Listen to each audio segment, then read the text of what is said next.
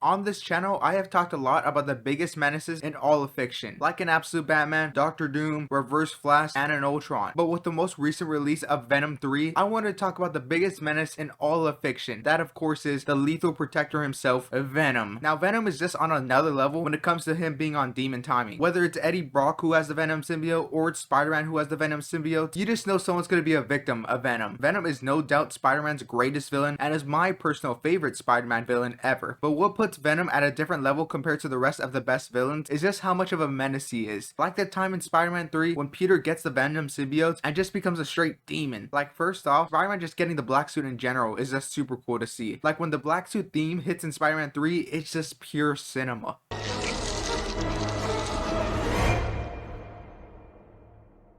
Where am I?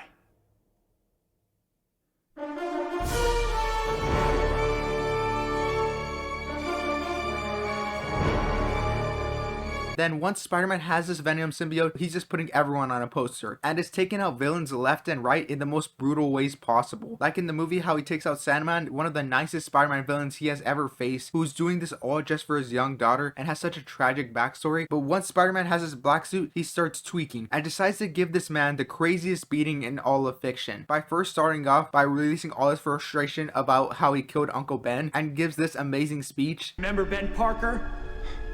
The old man you shot down in cold blood? What does it matter to you anyway? Everything! And then right after this, Spider-Man kicks Sandman into a moving train and then picks him back up and says, "I'm not finished with you yet," and hits a Mortal Kombat type brutality by slamming his face right into a speeding train while his face is getting ripped apart. Like if Spider-Man did this to any other villain besides Sandman, they would literally be dead. Like if this was Dr. Octopus and he slammed his face into a moving train, he would be unrecognizable. So then Spider-Man proceeds to beat up this man with a wife and daughter and realizes maybe I can't unalive him with just straight hands. So he decides to drown him in water so there can be nothing left of Sandman, which just shows you how much of a demon Spider-Man is when he has the black suit on. Like usually Peter's just a guy who gets straight A's in class, and now he's over here planning to kill a guy with a family, which is just a crazy switch up. And once Spider-Man takes out Sandman, he drops this insane bar. Good riddance. After Spider-Man being an absolute menace throughout this whole entire movie, to beating up his own friends and calling Eddie Brock trash. Trash, Brock. So he finally decides maybe being a D1 hater isn't the best thing in my life. So Peter decides he's gonna finally let go of the Venom symbiote right on top of this church bell. But Spider-Man didn't realize in this church there was someone more devious than even him with the black suit. And at that same time, we had the one and only real Venom, the true Venom, literally preying on Peter Parker's downfall, which is just insane hating. Definitely deserves to be in the Louvre Museum of Hating among all of the greatest haters in fiction. I come before you today, humbled and humiliated, to ask you for one thing.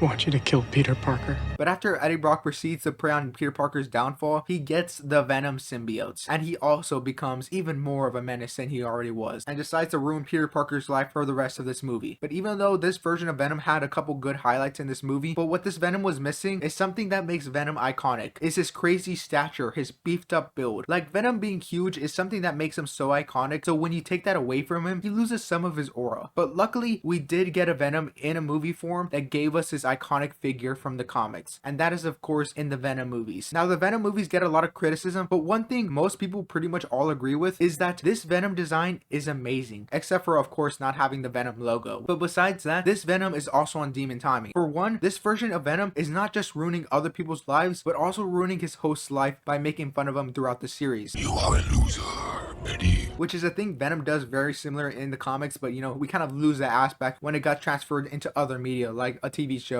or in the movies. Like in the first Venom movie, we had Eddie tweaking, which is just a scene that's so hard to watch now because this scene has been memed to death. But it just shows you how parasitic Venom feels to the host. This version of Venom also uses Eddie as a vessel to destroy other people's lives. Like the time when Eddie gets Venom for the first time and people are breaking into his house and Venom forces Eddie to give these guys 14 different broken bones and apologizing while doing it all, which is just such a funny scene. But when Venom is not making fun of his own host Eddie, he is just the most brutal Venom we have seen on screen. With this version of Venom biting people's heads off every second he gets. And even when he becomes an anti-hero and becomes a lethal protector, he still still biting people's heads off. It's just criminals this time. But where Venom really shines in my eyes when it comes to this Venom trilogy is in Venom 2, which I am the belief of that Venom 2 is the best movie out of this trilogy because of how goofy this movie is. Like, is there any other movie where Carnage is hacking into a computer? I think not. That is just pure peak cinema. Got any of those internets?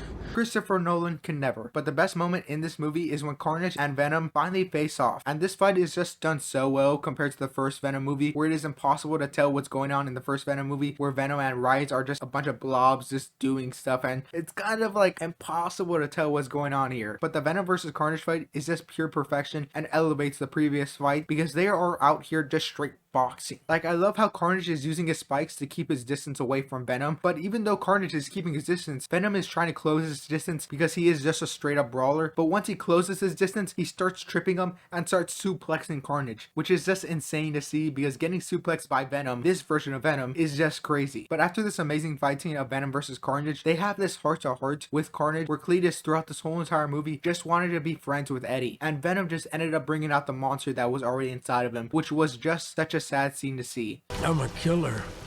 With or without the monster, Eddie. You know what I really wanted? But I'm listening now. I wanted your friendship. I'm sorry, Cletus. But even though we have this sympathetic moment, Venom just says, "I don't care," and bites his head right off. Which this scene just shows you nothing can stop Venom from being Marvel's biggest menace. But after watching the new Venom movie, he did kind of lose his aura when it came to being a pure menace, but that's mainly because this version of Venom was nearing his death and was scared for his life. But overall, I will always love how much Venom gives his host such a villainous energy. Like, no matter who puts on the symbiote, they will always be a cooler version of their original selves. In any version, whether that be in Spectacular Spider-Man or in the PS5 Spider-Man 2 game. And obviously there's so many other great versions, like in the comics with Red Goblin, and so many other heroes and villains getting the symbiotes of different kinds, which I do hope we get to see more Venom in the MCU, because Venom is at his best when he's with Spider-Man or he's facing off against Spider-Man. But it does seem that they're going to go more beyond Venom, because it does seem like we're going to see Knull in the future Spider-Man movies, which I'm interested to see because Knull is such a cool character. I even talked about him more in my Aliens video, which was like months ago before he even got announced for this Venom movie. And plus he just looks so cool in the comics, and he's going to be voiced by the amazing Andy Serkis, who has played so many iconic characters and has been in some of my favorite movies and TV shows. And he also has this amazing line in the Black Panther movie. What is love? Baby, don't hurt me. Don't hurt me no more. But hopefully we get to see Venom in the Spider-Man movies, because another black suit Spider-Man would go crazy. But let me know down in the comments, what is your favorite Venom moment from the movies, from the shows, from the comics, down in the comment section below. Also, don't forget to like and subscribe, because 99% of the people who watch me aren't subscribed. So don't be that 99%, be that 1%. Hope to see you guys next time. Later, hater. Peace. If I